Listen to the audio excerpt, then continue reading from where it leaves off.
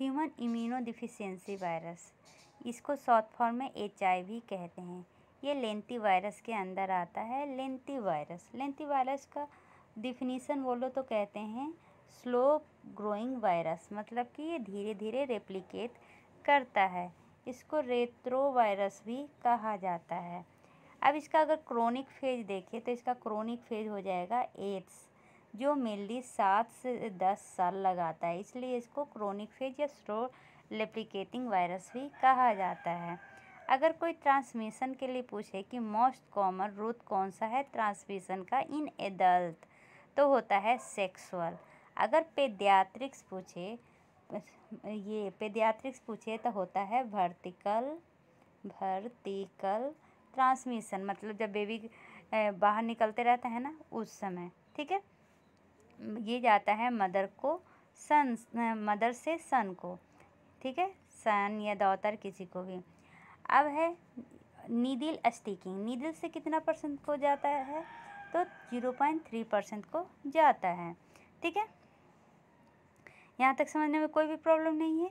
अब अगर एपिडर्मियोलॉजी की बात करें तो मेनली 2 तरह का HIV होता है, HIV-1 और HIV-2। HIV-1 mainly most common इसमें है, कौन सा, एपिडर्मियोलॉजी में HIV-1 मोस्ट कॉमन है। और इसमें भी मोस्ट कॉमन कौन सा है, इसमें बहुत सारे ग्रुप होते हैं। तो जो HIV-1 में ग्लाइकोप्रोटीन एम, सेरोटाइप, सब टाइप सी, ये इंडिया में सबसे ज़्यादा होता है। HIV most common HIV in the India कौन सा है, पहले तो HIV-1, उसके अंदर ग्लाइकोप्रोटीन एम सब टाइप C, ठीक है। लेकिन अगर यही क्वेश्चन आ जाएगा कि ब्लड बैंक के लिए कौन सा रूटीन स्क्रीनिंग होता है, तो उस समय कंफ्यूज नहीं कीजिएगा, दोनों HIV-1 और HIV-2 दोनों स्क्रीनिंग होता है ब्लड बैंकिंग के लिए। अब एक क्वेश्चन है कि मार्फोलॉजी क्या है, कैसा होता है हमारा HIV वायरस, तो ये मेनली स्फेरिकल होता है। डायमीटर की बात करें तो 100 नैनोमीटर होता है। इसमें मेनली 3 लेयर मिलेंगे। जो आउटर लेयर है उसको एनवेलप कहते हैं, बीच में मैट्रिक्स, और जो अंदर में है उसको कैप्सिड या कोर कहा जाता है, ठीक है। जो आउटर लेयर है जिसको एनवेलप कहे हैं वो बना होता है मेनली होस्ट के सेल मेम्ब्रेन से। जो एनवेलप है वो डेराइव्ड होता है होस्ट के सेल मेम्ब्रेन से। और ये क्या का बना होता है, ग्लाइकोप्रोटीन का। ग्लाइकोप्रोटीन भी इसमें 2 तरह का होते हैं, अंदर में जो होता है इनर और आउटर। इनर में जो होता है वो होता है ग्लाइकोप्रोटीन 41, आउटर में जो होता है ग्लाइकोप्रोटीन 120, ठीक है। अब आते हैं मैट्रिक्स में कौन सा प्रोटीन पाया जाता है, P17। कैप्सिड जिसको कोर कहे हैं, इसमें पाया जाता है P24 प्रोटीन। इसमें जो अब आते हैं कैप्सिड में, तो कैप्सिड में मेनली 2 HIV RNA होता है, मतलब ये समझ लीजिए एनवेलप हो गया, ये हमारा कोर हो गया। इसमें 2 HIV RNA होता है और प्लस 3 इंजाइम प्रेजेंट होते हैं, ठीक है। अब ये तीनों इंजाइम कौन कौन सा है, जो पहला इंजाइम है उसको कहते हैं रिवर्स REVERAC, रिवर्स ट्रांसक्रिप्टेज, ठीक है।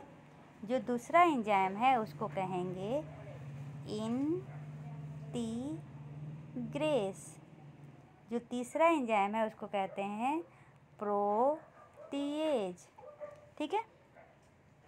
तो चलिए अब इसके पिक्चर से समझ लेते हैं। क्या समझते, सबसे ये एनवेलप हो गया, फिर ये हमारा एक कोर हो गया।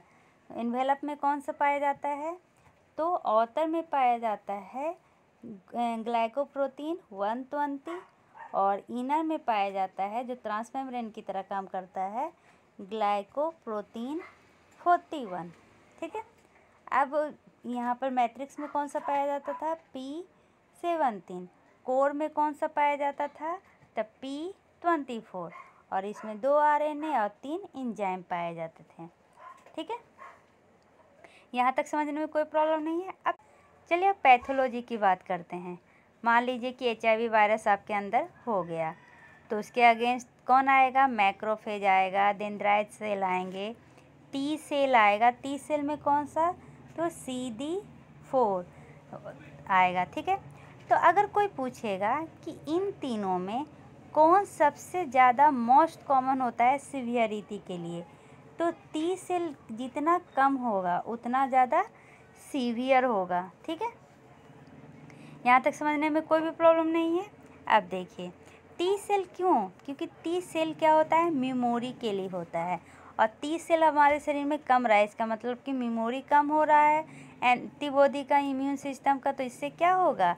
वो सीवियरिटी को अफेक्ट करता है। लेकिन कभी भी हमारा जो HIV वायरस है वो नेव टी सेल को अफेक्ट नहीं करता है। तो ये क्वेश्चन आ सकता है, याद रखिएगा।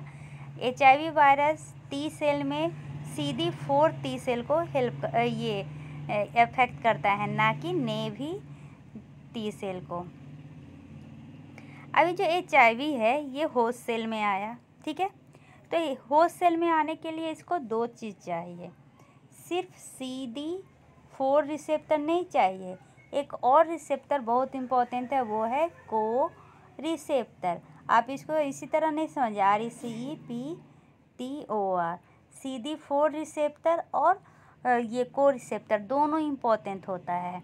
तो देखते हैं कैसे। जैसे कि सबसे पहले को रिसेप्टर की बात करते हैं, क्योंकि ये लग रहा है कि ये ज़्यादा इम्पोर्टेंट नहीं है, लेकिन ये कितना इम्पोर्टेंट है चलिए समझते हैं। जो को रिसेप्टर है वो रिलीज करता है केमोकाइन रिसेप्टर। ठीक है, अब ये केमोकाइन रिसेप्टर भी 2 तरह का होता है, एक होता है CCR5 और दूसरा होता है CXCR4। ये दोनों इम्पोर्टेंट होता है। जब इन्फेक्शन इनिशियल हुआ है तो उस समय आपको CCR5 होगा, जो मेनली मैक्रोफेज और टी सेल दोनों के द्वारा अटैक होता है, और अगर सीवियर केस है तो सिर्फ आपको CXCR4 मिलेगा, जिसमें मेनली टी सेल आपको दिखेगा। अब हम इस पे ज़्यादा एम्फेसिस क्यों हो रहा है कि कोई रिसेप्टर इतना इम्पोर्टेंट है? देखिए कुछ अफ्रीकन है, अफ्रीकन लोगों में क्या होता है, ये जो केमोकाइन रिसेप्टर है उसमें म्यूटेशन हो जाता है, जिसके कारण अफ्रीकन क्या हो जाते हैं? HIV रेजिस्टेंस हो जाते हैं। कौन से अफ्रीकन? जिनमें केमोकाइन रिसेप्टर क्या हो जाता है? म्यूटेंट हो जाता है। तो इसलिए केमोकाइन रिसेप्टर बहुत ही इम्पोर्टेंट होता है। यहाँ तक समझने में कोई भी प्रॉब्लम नहीं हुआ होगा। चलिए अब चलिए देखते हैं इसके पिक्चर के थ्रू। मान लीजिए कि ये क्या है? हमारा सेल है। ठीक है, ये HIV वायरस है, अपन डबल RNA के साथ आ गया। यहाँ पर 2 गो क्या है? इसका ग्लाइकोप्रोटीन है। इनर कौन सा हो जाएगा? तो ग्लाइकोप्रोटीन 41, और ऑथर कौन सा हो जाएगा? अलग अलग बता दी हूँ ताकि डिफरेंस करना ईजी हो। ग्लाइकोप्रोटीन 120। ये रिसेप्टर से अटैच होगा। कौन सा रिसेप्टर? तो CDR रिसेप्टर से। ठीक है, तो इसमें क्या हो जाती है? कन्फर्मेशनल चेंजेज हो जाती है। अब ये जो हमारा RNA वायरस है इसमें क्या रह जाएगा? यहाँ पर इस तरह से ये अटैच है, किससे? तो CD4 से। लेकिन अब क्या हो रहा है? इसमें कन्फर्मेशनल चेंजेज हो रही है, तो ये जो इनर वाला है इसका क्या हो जाएगा? पोजीशन अलग हो जाएगा यहाँ पर। अब क्या कर रहा है ये अब इसका ये जुड़ रहा है। कन्फर्मेशनल चेंजेज हो जाने के कारण यहाँ पर हमारे मेम्ब्रेन में प्रेजेंट होता है CCR5। इससे जुड़ने के कारण क्या हो रहा है? ये हमारे सेल के अंदर आ रहा है। अगर ये CCR5 नहीं प्रेजेंट होगा तो ये जो हमारा वायरस है, HIV वायरस है, वो सेल के अंदर नहीं आ पाएगा। इसलिए कह रहे थे कि ये जो कोइन रिसेप्टर है ना, वो बहुत ही ज़्यादा इम्पोर्टेंट है। अफ्रीकन लोगों में क्या होता है, जिनमें ये क्या जो केमोकाइनिन है उसमें म्यूटेशन हो जाने के कारण ये अंदर नहीं आ पाता है।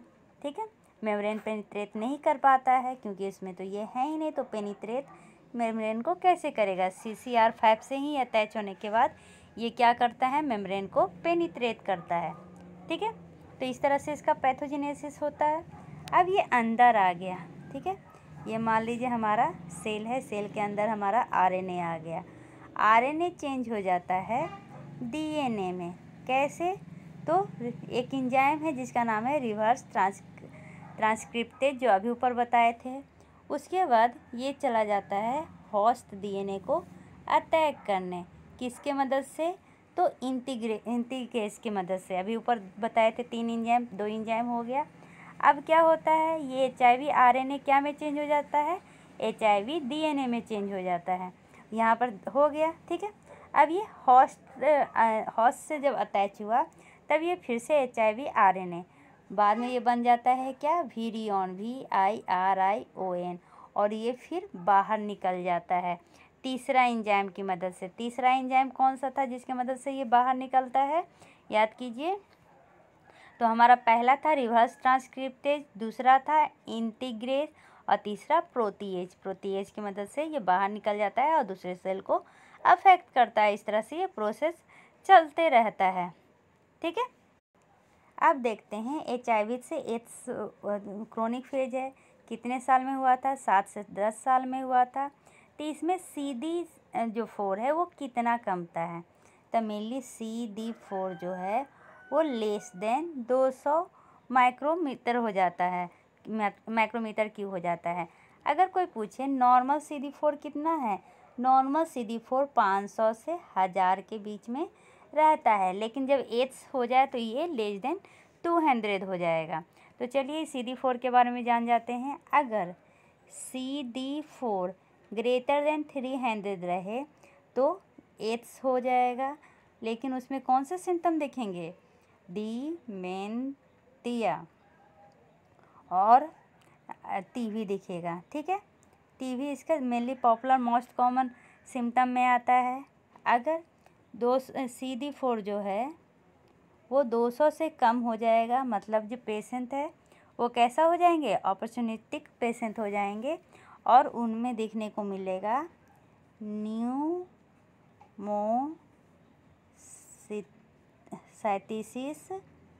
कारिनी और नॉन हॉडिग लिम्फोमा। ये दोनों मेनली देखने को मिलेगा। स्पेलिंग नहीं पता चल रहा है, बोल देती हूँ। PNEUMOCYTSIS कारिनी, CARINI। ठीक है, अगर 100 से कम हो जाएगा तो क्या होगा? क्रिप्टो CRYPTO क्रिप्टोकोकस इन्फेक्शन होंगे। और अगर 50 से कम होगा तो मेनली अगर 50 से कम होंगे तो 3 इन्फेक्शन देखने को मिलेगा। पहला साइटोमेगाली वायरस, दूसरा 1 degree central nervous system lymphoma, तीसरा एटिपिकल मायोबैक्टीरियम। Atypical Mycobacterium. ठीक है, अब इसमें भी क्वेश्चन आएगा कि जो अब पूरे वर्ल्ड या इंडिया में overall most common opportunistic patient of HIV या एड्स में कौन से सिम्टम दिखते हैं? तो वो हो जाएगा हमारा TB। लेकिन अगर कोई फंगल ये सिम्टम पूछे तो कैंडिडियासिस। ठीक है, अब ये है ना, एड्स भी मैलिग्नेंसी के अनुसार 3 पार्ट में डिवाइड हुआ है। तो इसका एड्स मैलिग्नेंसी के अनुसार 3 पार्ट में डिवाइड हुआ है। पहला जो है NHL नॉन हॉडिग लिम्फोमा, दूसरा कैपोसी सारकोमा, तीसरा सर्विक्स कैंसर। ठीक है, ये कब होता है? जब CD4 लेस देन 200 पर माइक्रोलीटर रहता है। ठीक है, तो अगर इन तीनों में मोस्ट कॉमन पूछे तो वो होगा NHL नॉन हॉडिग लिम्फोमा। ठीक है, यहाँ तक समझने में कोई प्रॉब्लम नहीं है। अगर NHL के अंदर भी पूछे कि उसमें कौन ज़्यादा मोस्ट कॉमन होता है तो वो होगा DLBL, diffuse large B cell lymphoma. ठीक है, यहाँ तक समझने में कोई प्रॉब्लम नहीं है। अगर आप अब ये जो ये DLBL diffuse large B cell lymphoma है, इसका भी 3 टाइप देखने को मिलता है। DLBL इसका भी 3 टाइप है। पहला जो है 1 डिग्री फ्यूजन लिम्फोमा, दूसरा 1 degree central nervous system lymphoma और तीसरा इम्यूनोब्लास्टिक लिम्फोमा। इन तीनों में मोस्ट कॉमन इम्यूनोब्लास्टिक लिम्फोमा है। ठीक है, और लेकिन अगर कोई पूछेगा ब्रेन में मोस्ट कॉमन कौन है तो ये 1 डिग्री सेंट्रल नर्वस सिस्टम बनना इम्यूनोब्लास्टिक लिम्फोमा क्या होता है, मोस्ट कॉमन होता है। ठीक है, अब इसके डायग्नोसिस में आते हैं। तो स्क्रीनिंग टेस्ट में कौन सा होता है, एल्सा वेस्टर्न ब्लॉट। ठीक है, लेकिन अगर कोई पूछे इन्वेस्टिगेशन ऑफ चॉइस कौन सा है तब वो होगा RT-PCR, reverse transcriptase polymerase chain reaction. ठीक है, यहाँ तक समझने में कोई प्रॉब्लम नहीं है। चलिए अब आते हैं प्रेग्नेंट वुमेन में क्या क्या अलग पढ़ना है। इसका जो थेरेपी है ना वो किया जाता है HAART। अब HAART क्या है, the highly active anti retroviral therapy.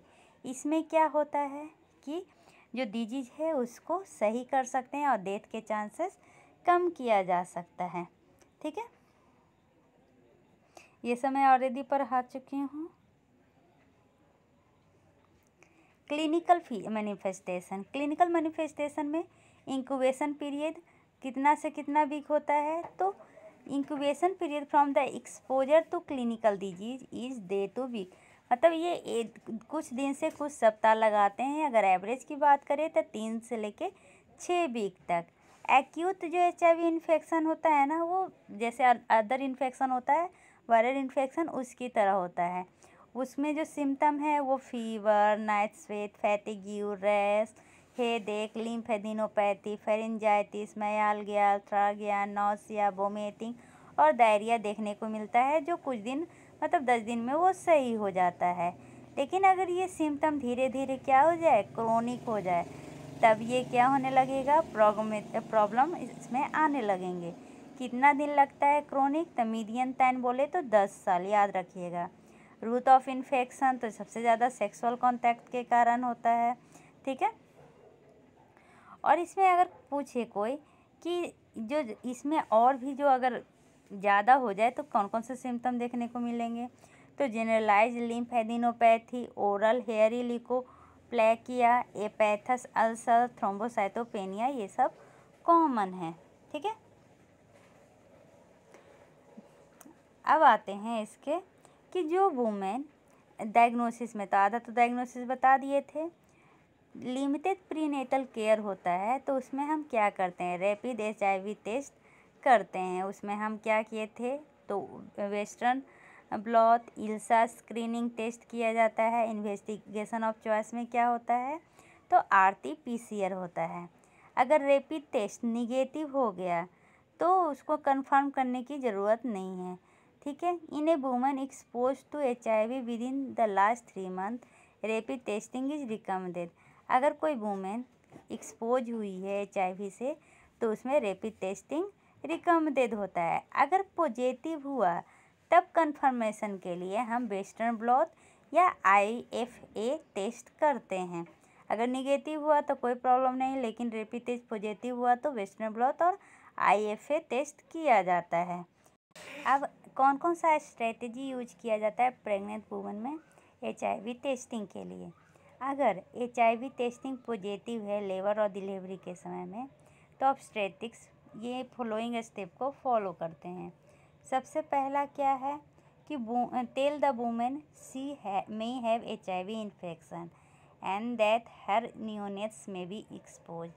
सबसे पहले बोलना है कि आपको HIV इन्फेक्शन होया हुआ है, आपका बच्चा भी इसमें एक्सपोज हो सकता है। इसलिए सबसे पहले आप रैपिड टेस्ट के रिजल्ट को एक्सप्लेन कीजिए। फॉल्स पॉजिटिव रिजल्ट भी इसमें पॉसिबल है। इसलिए एश्योर कीजिए वुमेन को कि सेकेंड टेस्ट ज़रूरी है कंफर्म करने के लिए कि ये HIV है कि नहीं है, ठीक है, या जो हमारा पॉजिटिव रैपिड टेस्ट आया है वो सही है कि नहीं है, ताकि जो ट्रांसमिशन हो इन्फेक्ट को उसको हम कम कर सके इमीडिएट एंटीवायरल प्रोफाइलैक्सिस यूज करके बिना कोई देरी किए हुए। एक बार जब वुमेन बच्चे को दे देगी बर्थ तो डिसकंटिन्यू कर सकती है maternal anti retroviral therapy. Depend करता है उसके कंफर्मेटरी टेस्ट पे। अगर उसको HIV होया हुआ है तो वो ब्रेस्ट फीडिंग नहीं करवा सकती है, उसको पोस्टपोन करना पड़ेगा। क्योंकि ये मेनली ये मिल्क के थ्रू बच्चे में। अब देखते हैं कौन कौन सा रिकमेंडेड एंटीवायरल ड्रग होता है ड्यूरिंग प्रेगनेंसी। तो अगर कोई HIV इन्फेक्टेड वुमेन है जो ऑलरेडी एंटीवायरल थेरेपी ले रही है, जो प्रेग्नेंट है, तो कंटिन्यू करना चाहिए करेंट मेडिकेशन। अब एंटीवायरल में कौन कौन सा है तो देखिए यहाँ पर ड्रग के नाम लिखे हुए हैं, ठीक है, ये ड्रग का क्लास है, ये सब मेनली यूज किया जाता है। पैनल और treatment of HIV infected pregnant women, ये जो जहाँ जहाँ पर ए लिखा हुआ है ना वो हम क्या कर सकते हैं वुमेन को प्रोवाइड कर सकते हैं। किस लिए? तो ट्रीटमेंट के लिए प्रेग्नेंट वुमेन को, ठीक है। और बी जो दिया हुआ है वो मेनली इनसफिशिएंट डाटा है, उसको यूज करने की ज़रूरत नहीं। जो HIV इन्फेक्टेड वुमेन है ऑलरेडी एंटी रेट्रोवायरल थेरेपी ले रही हैं तो उनको क्या करना चाहिए, मेडिकेशन कंटिन्यू करना चाहिए ताकि वायरल सेपरेशन रहे।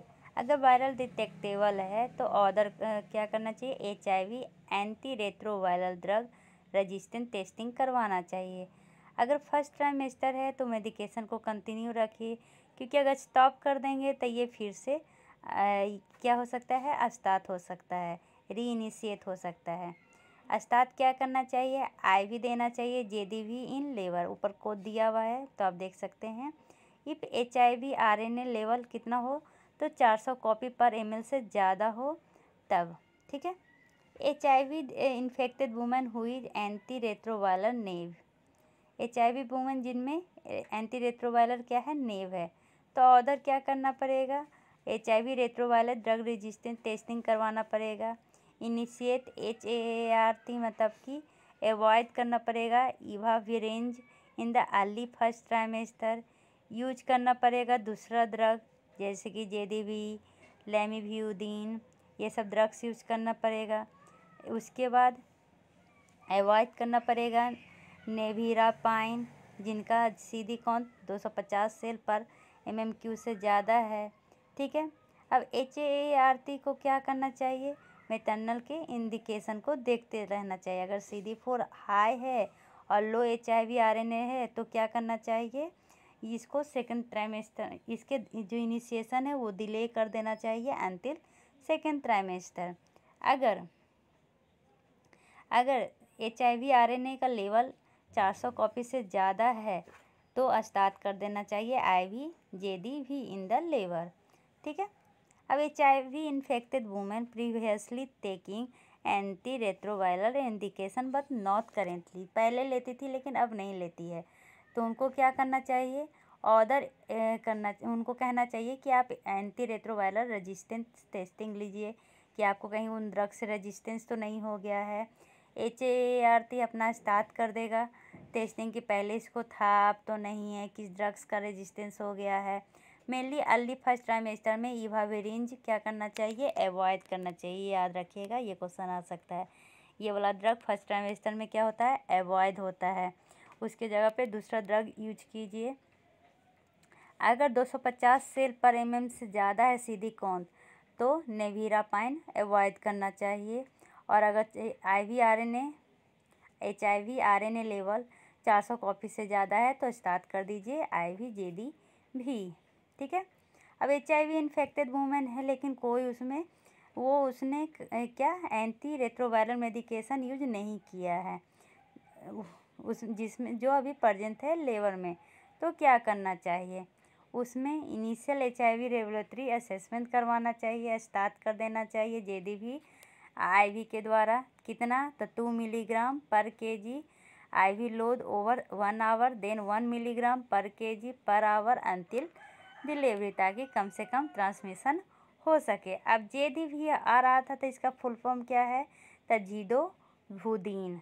ठीक है, ये ड्रग्स मेनली स्टार्ट कर देना चाहिए जब HIV RNA लेवल 400 कॉपी पर ml से ज़्यादा हो, क्योंकि वो उसके डिवीज़न को